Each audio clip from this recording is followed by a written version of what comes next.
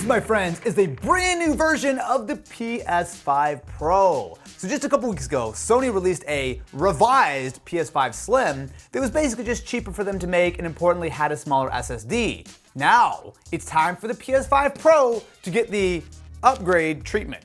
So this is specifically a brand new model number, so it is the 7121. Now I'll be honest with you, I have no idea what's in this box. I've seen rumors that they maybe made it a little bit more power efficient and supposedly they changed the DualSense. There's nothing on the box that makes it seem like it's any different other than the fact that it is a different model number. So we actually imported this one from Spain and I don't know that that was worth it.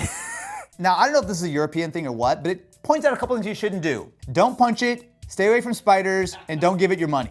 Let's crack it open and see what we've got. Inside, we have got ourselves a power cable, the high quality plastic stand, and the DualSense itself. Looks the same on the outside. I have an original PS5 DualSense here. This does have a different model number on it. The rumor was that this new DualSense would make it easier to swap the battery. I don't know if that's true, but I think we have to take a closer look. Oh my God, it's a PS3. Can you imagine? In what world is this a quick start guide? Oh, okay, now this could definitely be a placebo. This feels maybe a little bit lighter. Maybe? Pretty similar looking. Nothing jumps out to be massively different. So putting this side by side with, I can't believe I'm about to say the original PS5 Pro, you know, the one that came out last year. They're both still glossy, where the PS5 Slim actually is now matte, which I actually think looks better. Let's take a look on the bottom and see them, make sure the model numbers are in fact different. The original PS5 Pro is a 7019 model, or 7000 series, and this is a 7121. We're gonna do some power testing, we're gonna do weight, we're gonna do some gaming testing, make sure everything's fairly uniform. Then we're gonna tear this guy apart and figure out what exactly is different on the inside, or are these basically the same and Sony saved 3 pennies by removing a couple screws. Oh wait, ooh, I see something different. The fan grill looks like it's plastic on this one and it's metal on the old one. Oh. Which is like the Slim. So I'm gonna guess then that the new one is lighter and therefore cheaper to manufacture. Hello new, I'm old. All right, just so that I don't get confused, the PlayStation on my right is the new one and the one on my left is the old one. So let's start with the old one and see what it weighs. And we're getting a measurement of 3.1 kilos. We put the new PS5 on the scale, 3016. Damn it. Every time there's 100 grams missing, and then I gotta go on the search for who stole my 100 grams. For the sake of completionist, we're also going to check the DualSenses. So this is the original old DualSense, which weighs in at 277, and the new DualSense weighs in at 276. That's margin of error. I think that that's probably the same. So I have 2 things to find out. First one is hopefully the simple one. What is the difference with this new DualSense? Because it does have a new model number. The bigger question is, what happened to my 87 grams, Sony? There's only one way to find out, which is a lot of work to tear this thing completely down until I find my grams. Sounds like you're looking for your grandma. Grams! My grams is probably in my PS5 somewhere, just over time. Oh God.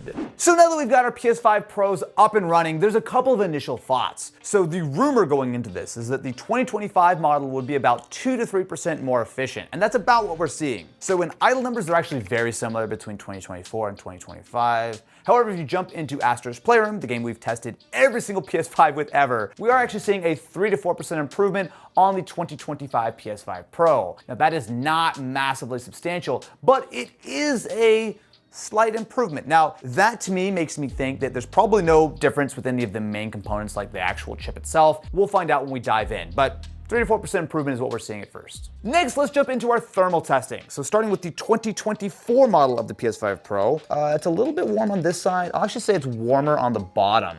And we'll call that about 63 degrees Celsius. Next, let's try the 2025 model.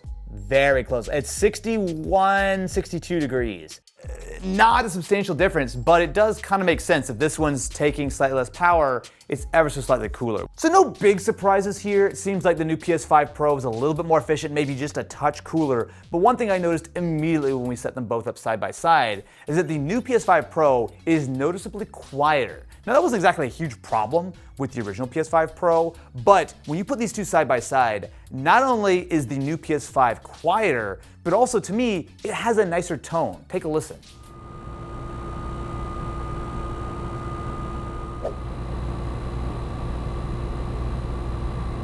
So it's about a 2 decibel difference, which is in the neighborhood of about 20% quieter, which is substantial, but it's not just the volume, it's actually the tone. So the original PS5 Pro, to me, it has a little bit more of like a higher pitched noise. For the new PS5 Pro, it's a little bit of a lower sort of like hum. And just to confirm things, we are also now running Gran Turismo 7, a game which has been optimized for the PS5 Pro, and we're seeing very similar results. The 2025 model is consistently a few percent lower when it comes to the wattage. Now, I do want to try one more thing, since this is obviously not that demanding.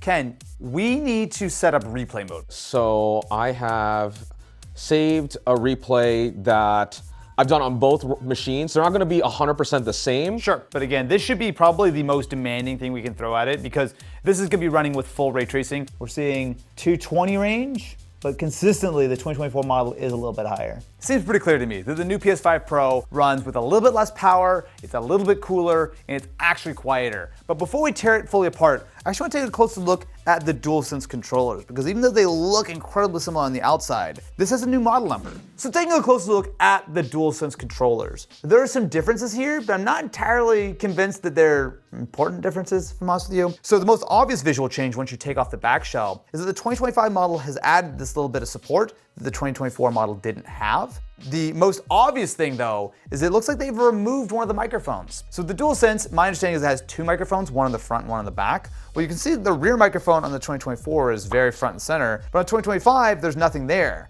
I don't think there's probably gonna be a huge difference because there's still the main microphone on the front.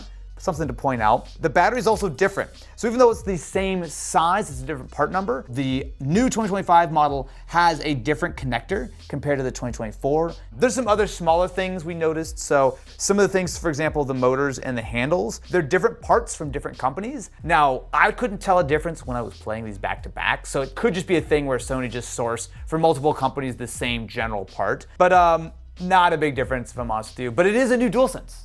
So let's see what's lurking inside the PS5. The first step to any good disassembly is the most difficult part of tearing apart a PS5, taking off the side panels.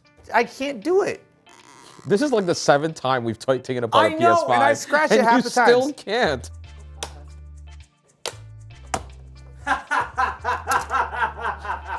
At first glance, everything seems to be pretty much the same between these units. We still have easy access to the CR2032 battery for your CMOS. You also have easy access to add an SSD. Now, if we flip these guys over, the thing I saw from the outside is that they have changed the actual fan shrouds. It doesn't look all that different. This one is much like the PS5 Slim. It's a plastic shroud as opposed to metal, and it has the little Easter egg. So presumably this is a little bit cheaper. Oh, I think the heatsink is different. I can see it's got that same different colored copper from the PS5 Slim. So I guess there's only one thing for it. Time to tear down. This video is sponsored by the LTT screwdriver. Get yours today at ilovelinus.com. So we have fan number 1, which is the original fan. Look, I finally got a fan. And then we have the fan in the 2025 model, which is different. 15, 16, 17, 18, 19. They're both 19 blade fans. They're from different companies, but they look like they're basically the same. I'll weigh them really quick, but I don't think the fan is where our extra weight is coming from. Wait, what? Wait, what? What? Is it 87 grams worth of No, difference? it's not far off. Wait, hold on a second. I was like, the fan from the 2024 PS5 Pro comes in at 274 grams. The new model, 237. It must be like the internal bearings of the fan or something. That is so strange. So that's about half of our weight difference right there. All right, well, there's nothing else for it. Time to fully disassemble our PS5 Pro. As you can probably deduce from the large pile of PS5 Pros strewn all over my table, we now have more answers than questions for the first time. We've pretty much accounted for all of the weight loss. So the first and most obvious is the difference in the weight of the fans, which makes a lot of sense because not only is this fan lighter, but of course, as we saw in the actual audio testing, it just sounds a lot better. Outside of that, interestingly, there's actually a big difference in the power supplies. So even though they look almost exactly the same, the new power supply is a fair bit lighter, which kind of makes sense because it either is a little bit more efficient or maybe they trimmed the design down. On top of that, the rear heat sinks. So if you look at a PS5 Pro, the main heatsink is pretty much the exact same between the two models. I will note it's a slightly different shade of copper. The real difference is actually in the rear heat sinks. Even though they look pretty much exactly the same, the one on the 2025 model is also a bit lighter. Beyond that, there's a couple of very minor differences between the shells. So the plastic shell is a little bit lighter than the one with the metal fan grill. But probably the most interesting thing we see here is some differences to the motherboard. They basically just trimmed a lot of little pieces. So there's a lot of little VRMs that are missing over on this side. There's some missing on the back side. All of that pretty much tallies with the fact that this is a slightly more efficient unit. It's a little bit cheaper for Sony to manufacture. Of course it is, but it is not some revolutionary change. I would pretty much say, even though this is all interesting at a theoretical level, this is not a big deal. This is not a dramatic, life-changing story. Is there a life-changing PlayStation story that anyone's ever heard? I don't know. What about Ken Kutaragi? And that would be a great segue to shout out our previous videos where we took a look at the entire history of the PlayStation. Thank you very much for watching, my friends. Let me know in the comments below, do you give a shit? Because, look man, every time we do one of these things, I don't know what to expect. Thankfully, your buddy Austin spent a whole lot of money and tore a bunch of PlayStations apart, so you don't have to.